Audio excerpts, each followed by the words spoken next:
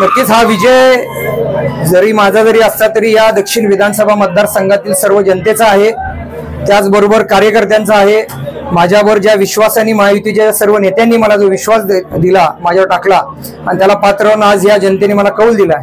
नक्कीच कोल्हापूरच्या सेवेसाठी, दक्षिणच्या सेवेसाठी मी काम करीन आणि याच्यामध्ये काम करणारे माझे सर्वच कार्यकर्ते असतील, माझ्या घरची मंडळी असतील, असंख्य कार्यकर्ते ज्यांनी या निवडणुकीसाठी कष्ट घेतले त्याबद्दल मी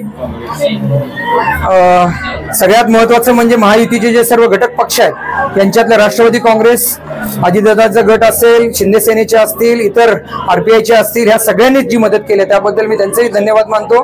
आदरणीय राज्याचे नेते, आदरणीय आमचे मुख्यमंत्री एकनाथ शिंदे साहेब, आदरणीय देवेंद्र फडणवीस साहेब आणि अजितदादा यांचे धन्यवाद मी मानतो। श्रेय कुणाला द्याल?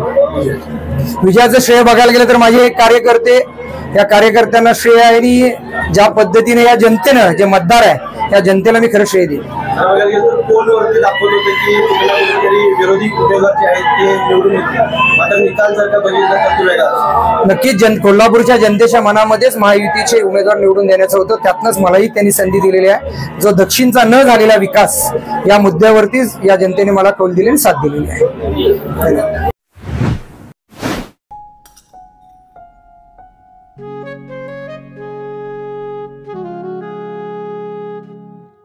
बाबा, आज येताना बासुंदी घेऊन या ना। अगं, कालच आपण आईचा वाढदिवस होता म्हणून आणली होती ना।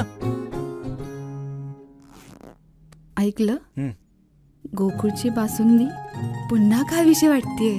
खरं सांगू, मलाही खावीशी वाटतेय।